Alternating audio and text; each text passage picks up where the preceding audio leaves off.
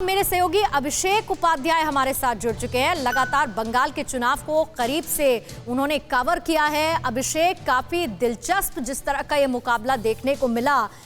Ground पर आपने क्या समझा, रिजल्ट अब जो सामने आया और खास तौर पर नंदीग्राम सीट जिसे लेकर अंत तक सस्पेंस बना रहा और देर रात नतीजा देखने को मिला। देखिए, नंदीग्राम में जो हुआ है वो उसने एक बात एकदम क्लियर कर दी है कि नंदीग्राम में शुवेंदु अधिकारी का जो शुरू से बात कही जा रही थी कि उनका बहुत दबदबा है और नंदीग्राम में शुवेंदु अधिकारी ने ही, पूरे अधिकारी परिवार ने ही ममता बनर्जी को वहां से मूवमेंट खड़ा करने में मदद की थी। एक तरह से उस पर मोहर लगती हुई दिखी और हालांकि बहुत ही कड़ा मुकाबला रहा, लेकिन फिलहाल शुवेंदु जीत गए हैं। अब उसको लेकर के ये भी तय है कि वो मामला कोर्ट तक जाएगा।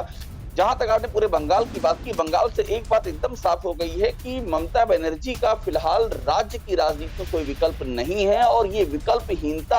अपने आप में बहुत बड़ा ग्राउंड बन के उभरी, क्योंकि पब्लिक को ये समझ में आया कि अगर ममता बनर्जी नहीं तो कौन, दूसरी और कोई नाम नहीं था, कोई एक चेहरा नहीं था और बहुत सारे चेहरे उसमें थे, जिसमें से बाहर के जो एक मुद्दा बना, भीतरी बनाम बाहरी, उसने भी एक बहुत बड़ी भूमिका अदा की। पूर्णिमा, बिल्कुल अभिषेक, लेकिन साथ ही बीजेपी के लिए जरूर ये समीक्षा का एक प्रश्न बन जाता है, बहुत बड़ा रीजन बन जाता है, क्योंकि ममता बनर्जी ने जो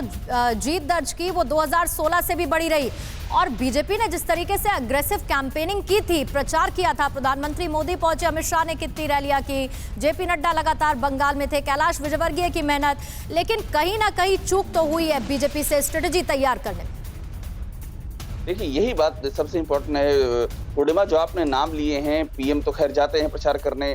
अमित शाह का नाम लिया आपने, जेपी नड्डा का नाम लिया आपने, कैलाश विजयवर्गीय का नाम लिया आपने, ये सारे नाम हैं जो कि बंगाल से बिलोंग नहीं करते हैं। इसी को मुद्दा वहां बना दिया टीएमसी ने कि ये तो बाहरी लोग हैं, यहाँ के बंगाल का कौन जनप्रतिनिधि है, यहाँ तो ममता बनर्जी है, आपका यहाँ पर कौन है, आप नाम बताइए। बीजेपी कोई ऐसा नाम बता नहीं पाई और ये सत्य है कि बीजेपी की ओर से राजस्थान, गुजरात, यूपी, एमपी, बिहार, तमाम राज्यों से पूरी नेताओं की बैटरी आकर के यहाँ प्रचार करती रही, तो इसको टीएमसी ने अपने पक्ष में इस्तेमाल किया।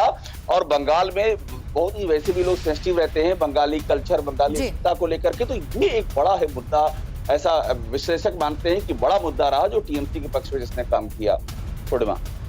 ठीक, तो 77 सीटें ऐसी जिस पर बीजेपी ने जीत दर्ज की है और 2016 का रिकॉर्ड टीएमसी ने इस बार की जीत के साथ तोड़ दिया। शुक्रिया आपका अभिषेक, और लगातार आप इसे कवर करते रहे। ग्राउंड की रियलिटी TV9 भारतवर्ष के जरिए हम दर्शकों तक पहुंचाने की कोशिश भी करते रहे, लेकिन बड़ी कोशिश थी बीजेपी की तरफ से, लेकिन टीएमसी ने हैट्रिक फाइनली बंगाल के चुनाव में लगा ली। फिक्र आपकी, सोमवार से शुक्रवार रात 9 बजे सिर्फ TV9 भारतवर्ष पर।